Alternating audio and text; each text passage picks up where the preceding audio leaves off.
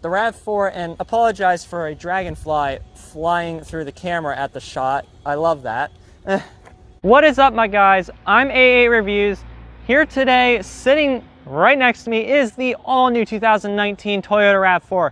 Guys, I'm also trying something different. If you guys see the two paper clips on my shirt, it's because I'm too cheap to go buy a real mic, so I'm just using my headphones mic.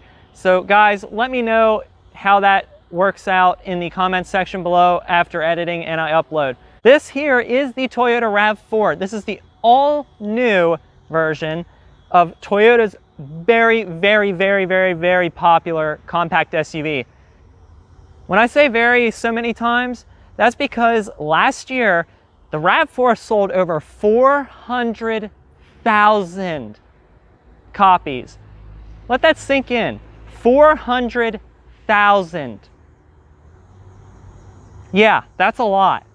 So when Toyota redesigned this thing, it became a really huge deal, and Toyota did not want to screw up. So let's go ahead and let's take a look at the RAV4. But I first would love to give a huge shout out to New Holland Toyota for allowing me to review the new RAV4 Adventure trim. Thank you guys so much. I will leave contact information to the person that helped me, the sales representative that helped me, down below. And I'll also leave their website down below so you can go and take a look and see which RAV4 is the best for you. So the RAV4 returns for 2019 with a big, huge redesign. This thing looks a lot more like an SUV than a crossover. There's multiple different models you could choose from. There's 9 of them, guys. That's a lot of models. So models. Excuse me, I have to use my phone for this because there's too many models and too many numbers to go through.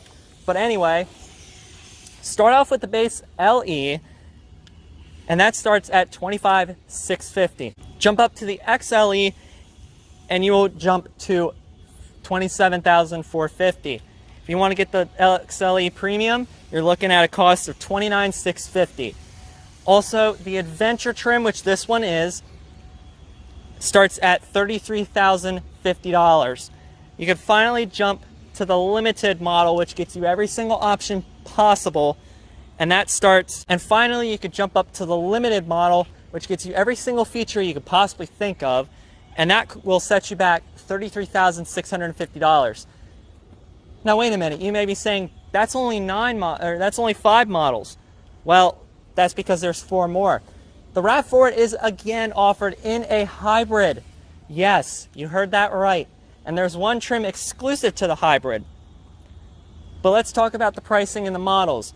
You could jump into the LE hybrid for $27,850, the XLE hybrid for $29,650, the XSE, which is the actual trim that's unique to only the hybrid, and you can only get it for the hybrid. That starts at $33,850, and you can jump all the way up and get the biggest and most feature-rich limited hybrid for $35,850. Here's a unique kind of twist. On all RAV4 models except for the hybrids as well as the Adventure trim is all-wheel drive optional.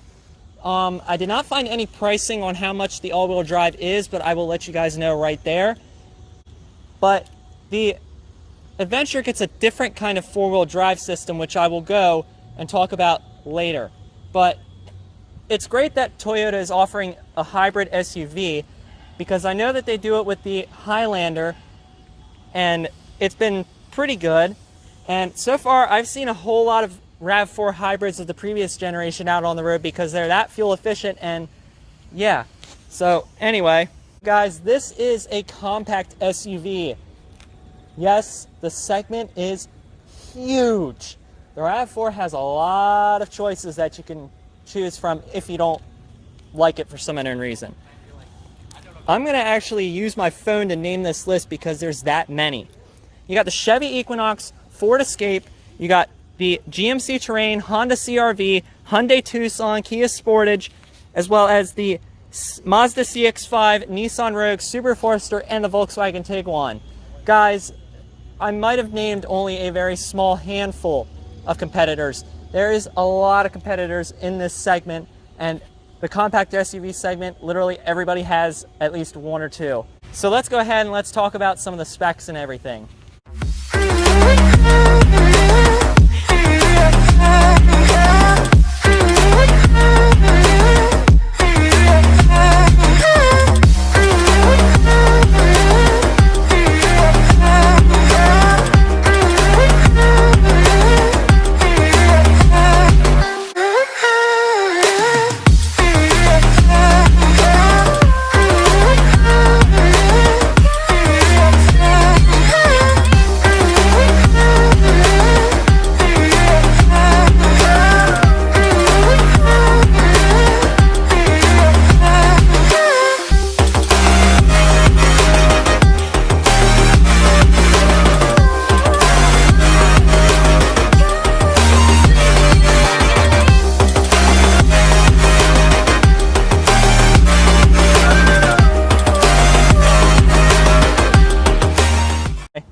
RAV4 has LED headlights as standard. These are LED reflectors. I don't know about the high beams. I believe these might be halogen on this model, but I think that the lower models will probably have the halogens. The higher up you get, I do believe it comes all LEDs. You get halogen fog lights down below. I wish they made it LED, but I could see why Toyota decided to do that. And an incandescent turn signal as well. Since this is the Adventure trim, you get more macho butch and more adventure ready styling. Get this big silver piece of plastic here. You also get a more wider grille, I guess. Pretty much this flips spots. The other trims of the RAV4, this moves down, and it also kind of gets a little more, I should say a little bit more shape-ish, if that's even a word. There's more shape to this. It's not just pretty much a flat-out hexagon or trapezoid kind of thing.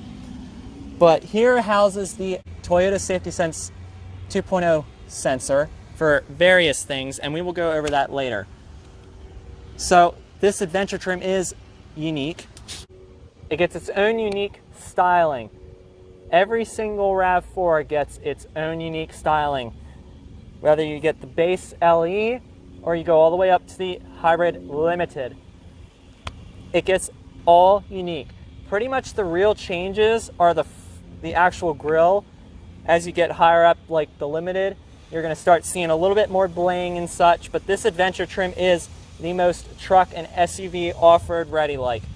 So definitely Toyota did definitely take a step up and actually made the new generation RAV4 look really cool and really rough and tough looking. But definitely do not take this off-road, because literally this thing can go off the beaten path, but it's more of just an appearance package. So don't expect to take this thing rock crawling at all. Maybe you can go do some mudding, but don't do too much. But yeah, I like that Toyota decided to keep LED headlights as standard, which is honestly really great. So let's go ahead and take a look at the side now. So coming around the side of the RAV4, you can definitely see that this thing is a lot more angular and creased. I will step out of the way so you guys can see that. But starting off, huge fender flares only on these Adventure trims of the RAV4. 19-inch aluminum alloy rims wrapped in 235/55 series tires.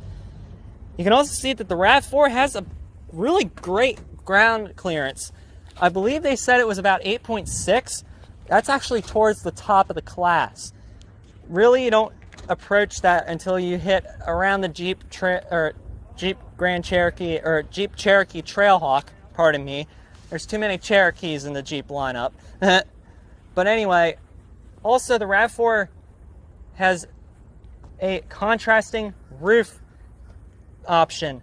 The Adventure, I believe, is the only one to get an optional white roof. The XLE or the XSE Hybrid is the only trim to get a black roof, as well as black wheels. I really hate that. Honestly, I would like to have my RAV4 like this, and I would like to have it in the really bright blue with a black roof and the black rims, because honestly that would really pop out and that would stand out a bit. You see body colored door handles. The mirrors here, they are not power folding, but they do have a little LED turn signal in there. They are mounted on the door, so that opens up another mirror here. Coming around back, you can see it gets a little bit more angular down here. This kind of pops in, you get a little side skirt. Still continuing back here, you got a large window. That's ginormous. That's probably the biggest I've seen in the compact SUV segment. Coming over here, the fuel door, you have to release it on the inside. I really wish that you didn't have to do that. But overall, the side view of the RAV4, the Adventure trim looks the best to me.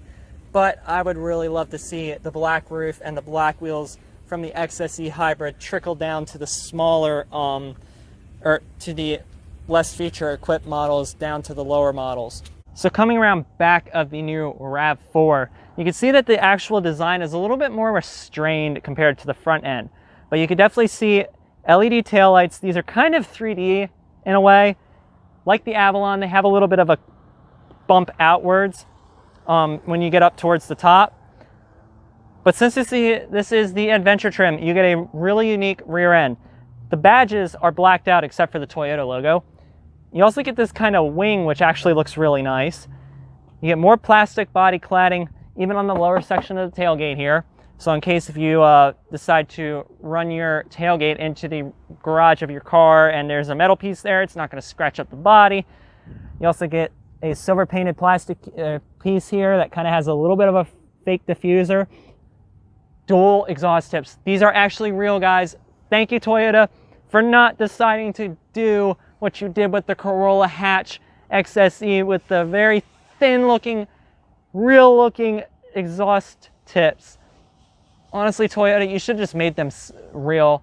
I really think that actually the dual exhaust tips would actually work well with the Corolla hatch. But anyway, LED taillights, incandescent turn signal, as well as incandescent backup lights. You can also see this kind of plastic piece here that kind of extends all the way down. I wish Toyota would have actually made this the color, a piece of the car, but also this thing retains its really upright rear hatch area, so definitely that will improve cargo space. So now that it's freaking crap hot out here, let's go ahead and take a look at the interior because I'm absolutely sweating like crazy. Alrighty, so let's go ahead and jump into the RAV4. Here is the key fob. No remote start. I wish Toyota would have concluded the remote start, but here you can see it's got the RAV4 on the back. I kind of think that this little piece here of the FCC ID and stuff like that kind of looks tacky. Kind of wish it was just engraved, not printed like that, because it kind of ruins the key. But it's very light. It's only got 4 simple buttons: the lock, unlock, your trunk open, as well as the panic button. And by the way, Toyota's panic buttons are absolutely like ear-shatteringly loud. Like it's so much worse than having the hood open on my 2016 Tucson and throwing the horn up. Literally, it's louder than that and the hood is closed. But anyway, this thing has keyless entry, so all you got to do is take the key fob and put it in your pocket. Come up to the door. Do you see this little ribbed portion? Put your finger on it. It'll beep at you once to let you know that it's locked. And to open it, Toyota does a sensor behind the door, and I absolutely love that. And first, setting off in this Adventure trim. Holy contrast. There is many colors in here. So let's go ahead and jump inside and let you guys take a look. So, getting inside the new RAV4. Let's just say it's actually a really nice step in height. It doesn't require too much of you to get in and out, like so. I'm 6'2", and the roofline is very high up. You definitely feel like you're in a more higher up sitting crossover because, again, this is 8.6 inches of ground clearance. Now, shutting the door,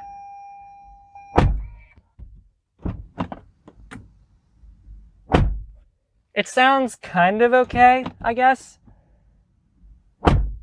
It sounds okay, but there's a little bit of rattling going on. Kind of wish Toyota would have actually done a little bit more to, you know, make the door sound a lot more solid. So because it's 83 degrees and I'm literally sweating right now, like my shirt is almost soaked, I'm going to start the car up. It's push button start, which is very nice. And in here you get a 7-inch, I believe, instrument cluster screen with a whole bunch of different things. I'm not going to go in depth with the instrument cluster here as well as the infotainment system because this is pretty much the same thing out of the Toyota Avalon. But you can definitely see there's a lot more sporty elements in this and it looks a lot more SUV-like. Also, this thing changes the actual appearance of the screen if you go from Eco to normal, then to Sport. Sport turns the whole entire gauge cluster red. And here is the 2.5 liter dynamic force 4-cylinder.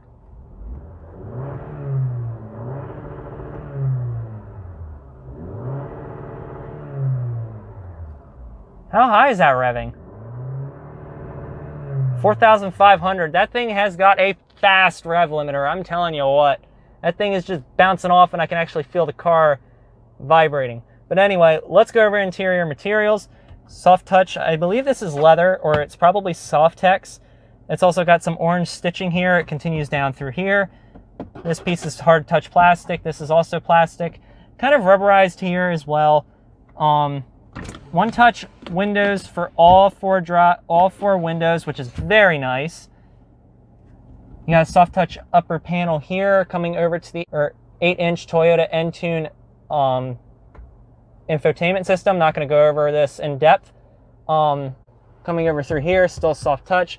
There's more of that fake leather, I guess, or soft injected vinyl. It comes all the way down through here. There's some orange here. You got an orange storage cubby right here, right above the glove box, which is really cool. You got orange here as well. Orange here on this little cubby too.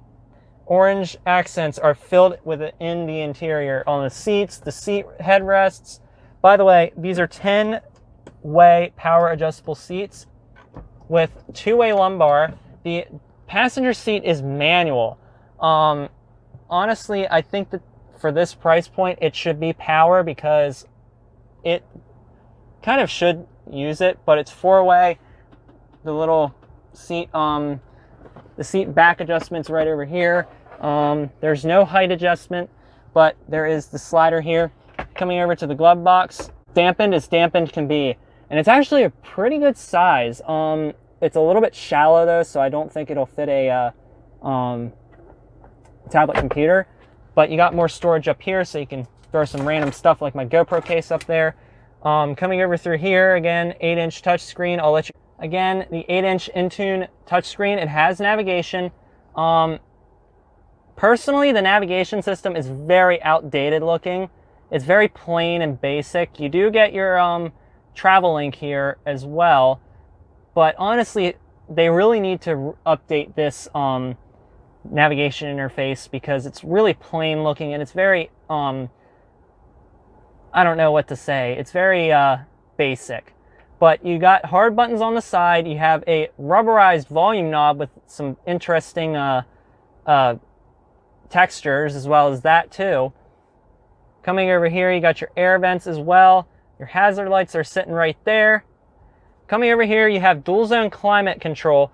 An odd quirk about this thing, you can actually shut off the passenger side of air vents. So if you really don't like your passenger and you want them to suffer, just push that button and it turns it off. But they can turn it easily back on by rotating the knob. So like I said, dual zone climate control. It's got an eco heat cool thing, which I'm not exactly sure why they have that button. It might be because I'm not sure about this, but AC could affect the fuel economy, so I think that's probably why they put it there. But anyway, this thing cools down really quick. Again, down here, more orange accenting and one of my dead batteries. You got a 12 volt down here. You have a aux cord and a USB. The Toyota Entune system only comes with Apple CarPlay. I feel triggered as heck right now because I have an Android and I love my Android phone sitting right here. Even though I already cracked the back glass. Anyway, it's kind of a sin that Toyota decided not to get Android Auto on here. Come on, Toyota. Please give us Android Auto. I know it could probably come up in a software update, but still, it just...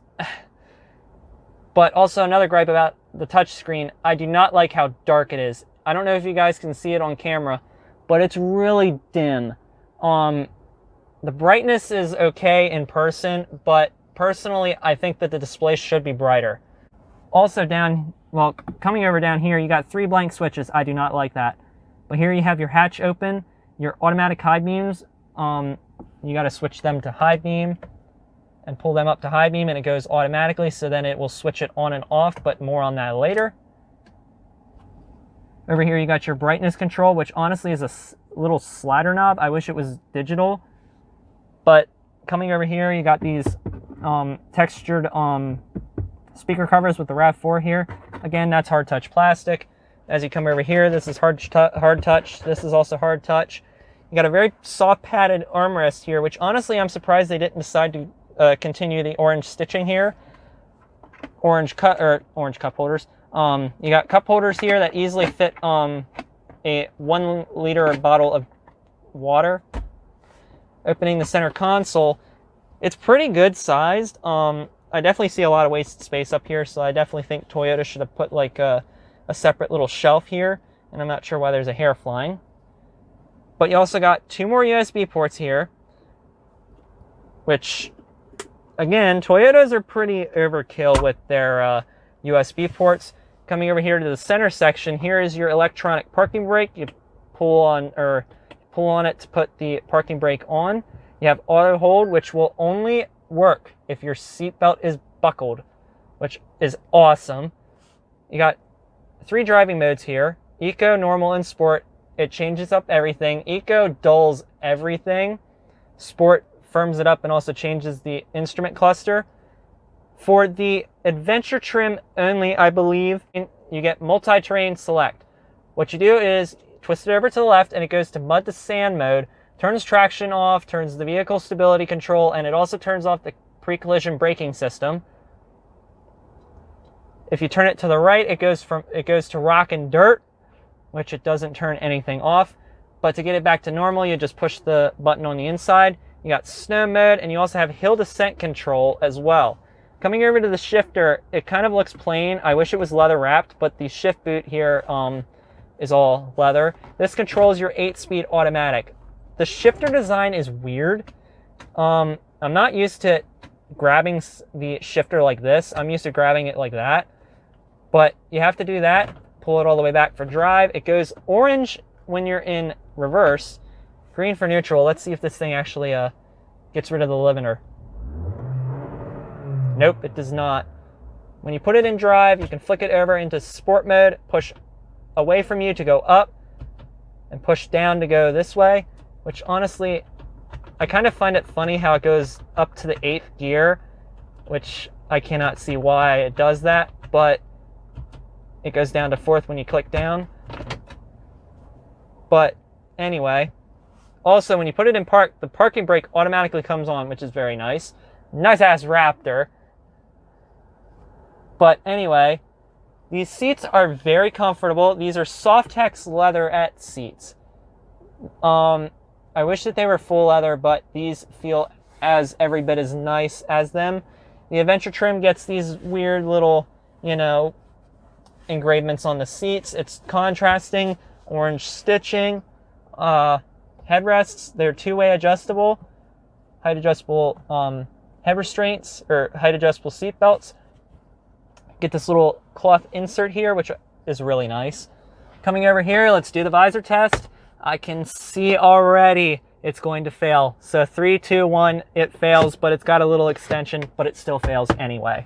Here, you can pull that open and it shows you with this light. You got a sunglass holder up here. Here's a pretty funny thing. I like how Toyota decides to actually put a cover on the SOS button, which honestly is quite comical, but I can see why. Flicking on these lights, they are not LEDs. I really wish they were.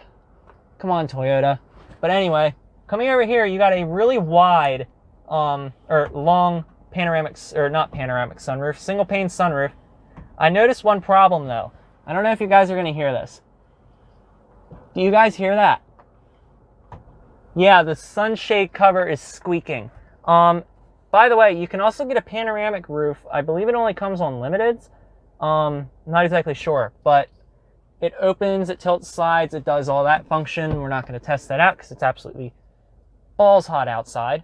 But anyway, when you sit up in the front of the RAV4, you can definitely tell that this thing is really, really cool. Oh, I forgot to go over the steering wheel. The steering wheel is not leather. I really, really despise that. This is a over $33,000 SUV, and it has a urethane steering wheel. It does not have paddle shifters. The plastics up here feel really cheap, especially right there. Just listen to this. That sounds really, really, really cheap. It's also tilt telescoping. And it's got a lot of telescopic motion. It's pretty good. Here you get these black plastic buttons. These control your little... Alrighty, so jumping into the back of the RAV4, you can see that the door opening is really wide, and it doesn't open very much of a degree-wise, which honestly I think Toyota should have done a little bit more work and a little bit more development to do so. But because the door doesn't open that wide, I don't know how you guys are going to see this, but sitting behind myself, I'm 6'2"-ish, 6'3". I still have just about 5 fingers of headroom, so that's about 2 to 3 inches or so. I also have tons of headroom, even though this is fitted with the sunroof.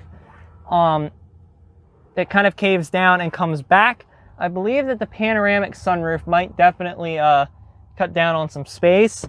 I don't know if you got reclining seats. Let's find out. You do.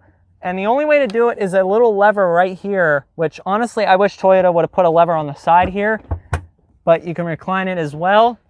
You got rear seat air vents, and you also have 2 more USB ports for a total of 5. The Avalon was already enough with 5, and the Toyota now has 5. But one thing's for sure, we have to actually test out how far these windows go down, because I kind of don't have a good feeling about this. But let's find out. Come on, Toyota, come on, come on, come on. It goes the whole way down, guys, so it passes the window test. It's also very large. It's very easy to see out of. I have a very great view. Just the back seat of the RAV4 is very nice. I also forgot to tell you, there's also a rear seat armrest here. These are 60/40 and they got 2 more cup holders in here. These seats do not slide fore and aft, which I expected. I know that the new 2020 Escape coming has this because it has best-in-class legroom. Honestly, I'd like to see that when it happens, but I'm gonna have to wait for another few months to be able to do such a thing and review that. But yeah, the back of the RAV4, you got a mat pocket again. One more cup holder on both sides, so you got a lot of cup holders in here and a lot of storage space. But there's one thing we do have to go back and go see, because the RAV4 kind of took a little bit of a hit with cargo capacity, and honestly I expected more, but let's go find out how much space is in the back. So opening the trunk up, you can hit it with that, or there's a button right here as well. There's an integrated backup camera. Opening it up, you get 37.6 cubic foot of storage and 69.8 when you fold the seats down. That's a lot of storage space for this kind of a vehicle. But 69.8, I think that's actually a little bit less than the previous generation. I think that had probably around over 70, but that's way behind some of the competitors like the Honda CR-V that has like 74. And I also think that the Subaru Forester also has 74 for a compact SUV. But here, you get another 12-volt outlet back here, but you also get a power plug. So if your iPhone's about to die, I think you could probably plug it in there. Not exactly sure, but that's definitely nice. But you also have a little map or interior light here. It does not continue on the other side. You got the JBL subwoofer here. Opening this up down here, there's a donut, a 165 18-inch, which honestly is really nice, but there's a lot of extra space down there, which also, there's no load lip at all. Like, it might even be negative, but I can also take this cover, and if I need a little bit more space for a taller item, I can shove it down and actually go right there.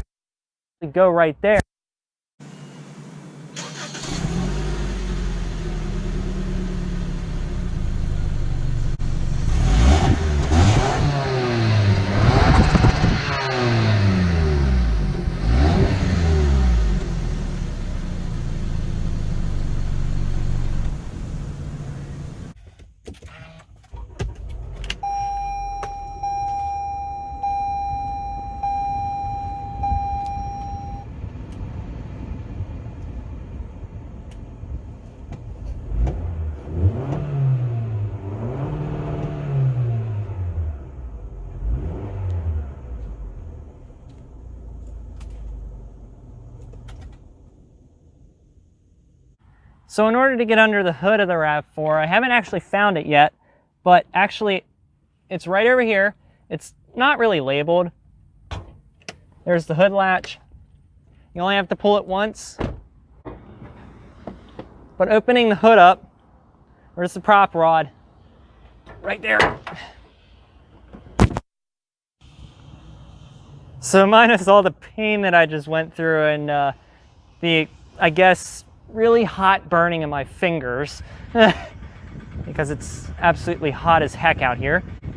This is Toyota's all-new 2.5 liter dynamic force 4-cylinder engine, and it makes 203 horsepower at 6,600 RPM and 184 pound-foot of torque at 5,000 RPM. This is a naturally aspirated engine, guys. Toyota is not going to turbos with their cars because they are all about the reliability. This also comes with dynamic torque vectoring all-wheel drive. I believe the Adventure model is the only one to get it. I also think that the Limited may get it. The hybrid models have a different setup because there's a battery in the back, which gives it that all-wheel drive, so it's not truly mechanical. The dynamic torque vectoring all-wheel drive system can send up to 50% of power to the rear wheels, and it can also direct it around the rear wheels to whichever one needs the most grip. When it doesn't need it, it will disconnect the rear axle completely, and it will only drive itself front, which will definitely improve fuel economy. Now, fuel economy, like I am saying, is excellent. For this Adventure trim with all-wheel drive, you get 25 city, 33 highway, and 28 combined. Guys, that's really, really good for an all-wheel drive crossover. That's literally Mazda CX-5 territory. And the Mazda CX-5 is really efficient. I can only imagine what this thing can do in front-wheel drive. I bet you it'll get 35 or 36 on the highway. But the reason for that is an 8-speed automatic. But definitely Toyota, you guys are putting out one hell of an engine here. I don't know how you can make a 2.5 liter 4-cylinder run with 33 miles to the gallon highway all-wheel drive. That's crazy. Towing capacity with this Adventure trim is actually the best out of the RAV4s. If you're looking to tow, you might want to just go ahead and straight up buy the RAV4 Adventure because it can tow 3,500 pounds.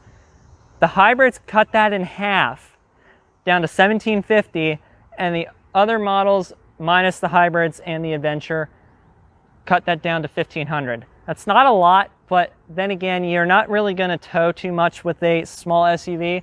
I know that it's not class leading. I think the Jeep Cherokee still has that by like about 1,000 pounds at 4,500, but it ties up with the Ford Escape 2.0 EcoBoost that tows 3,500 pounds. I think that honestly, Toyota should have kind of invested a little bit more into the towing and made it at least 2,000 pounds or better. And made this about 4,000, because I think that would definitely be very great competition to the Jeep Cherokee. But I also think that Toyota should try to put a turbo in this thing. I know that they're really into the reliability, but I think a turbo would be a lot of fun in this thing. But who knows, maybe my decision might change when I take this thing out for a spin. But anyway, let's go ahead now and talk about the safety. So, Toyota is really big on their safety. That's why every single RAV4, including the base LE, gets Toyota Safety Sense 2.0. It is their second evolution of the groundbreaking system that was first, I believe, introduced in 2016. I think it was either on the Prius or it was on the RAV4. Not exactly 100% sure. But anyway, Toyota Safety Sense 2.0 comes with the pre-collision system with pedestrian detection, lane departure alert with steering assist, automatic high beams, road sign assist, full speed range dynamic radar cruise control, which that's pretty much a really huge mouthful. And it also comes with lane tracing assist. So practically this thing can almost drive itself. You also have a panoramic backup camera with the dynamic guidelines, and honestly the quality in there with the backup camera is one of the downfalls of this thing. It's very grainy, but it does its purpose and it serves itself well. Also with the Adventure trim, you get blind spot monitoring with the little indicator on the mirror here, and you also get rear cross traffic alert. You can also get an intelligent clearance sonar with rear cross traffic braking as part of an option package. This one I don't think comes with it because I don't see sensors, so it doesn't come with the rear collision braking. I know that Subaru has that as well on their higher up models as standard equipment, and I really wish that Toyota would have just made it standard here to give it a little bit more competition to the Forester and definitely give it a run for safety. Also, if you guys are planning to tow with this thing, there is trailer sway control. That's a pretty neat quirk about this thing because really not many SUVs come with trailer sway control. It's mainly reserved for the trucks and all sorts of stuff, but I'm glad that Toyota had decided to actually put trailer sway control on the RAV4 because that honestly will really improve safety. But now that I've gone completely over safety, well, I also forgot to mention the RAV4 is an IIHS Top Safety Pick Plus award winner, but unfortunately this Adventure is not that winner. It earns a Top Safety Pick, but not the Plus. The only trims to get the Plus is the Hybrid Limited as well as the Limiteds with the optional package for the adaptive lighting that will also add curve adaptive headlamps along with the standard high beam assist, which honestly Toyota should have just completely made that standard because that would have been absolutely amazing, but that's more gadgetry and more price. But anyway, let's go ahead and let's go take this thing out for a spin.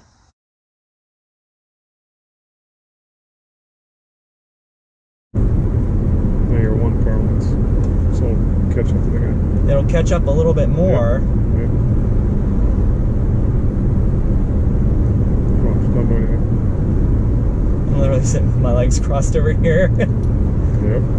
I'm all about the technology, my dudes, because honestly, I'm really excited for the automotive future and driving cars themselves. It'll come to complete stop.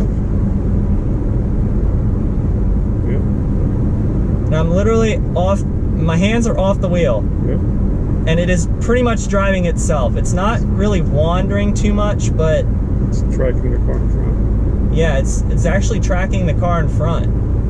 So what it's doing is it's seeing where it's going, and that's where it's going. Look. Yeah. And I'm literally not touching the wheel. She'll tell you to put your hands back on after 30 seconds. Yep, LTA, hold steering wheel. Yeah. Hold again. Oh, whoa! Don't do anything. Woo! This is freaking cool!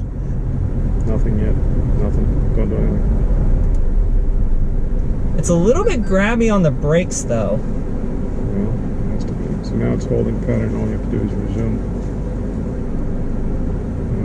Oh, that's Careful. sweet. Stop it. Otherwise, she'll take it at 50.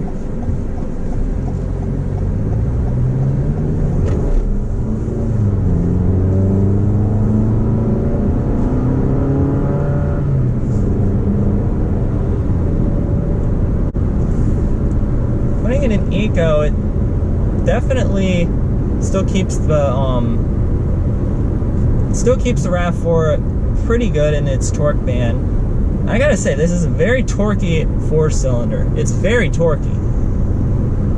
And that honestly surprised me.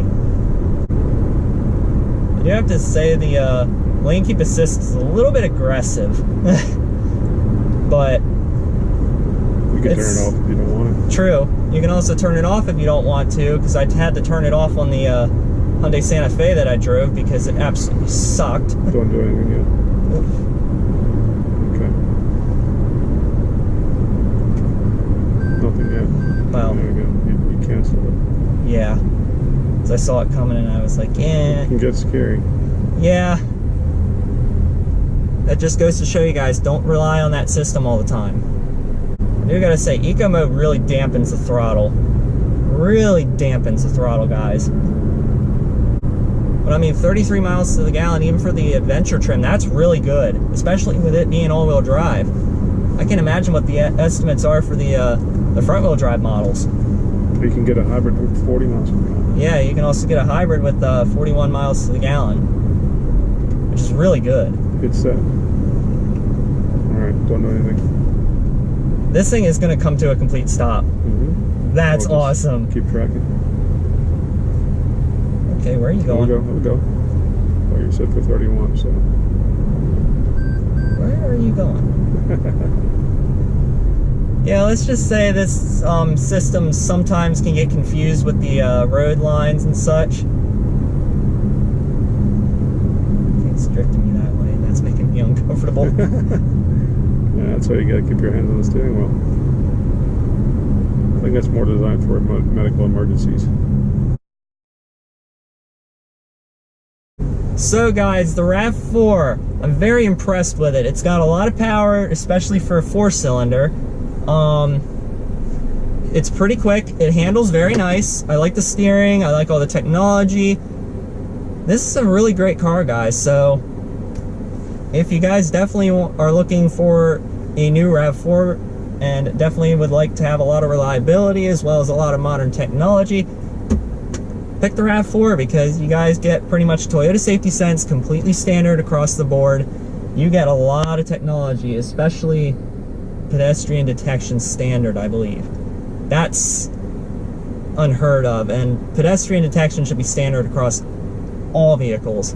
Literally, like, Toyota's doing some wonders here, so definitely I'd rate them at the higher end of the safety spectrum, in my opinion. So, the RAV4, really love it, guys, so definitely go for it.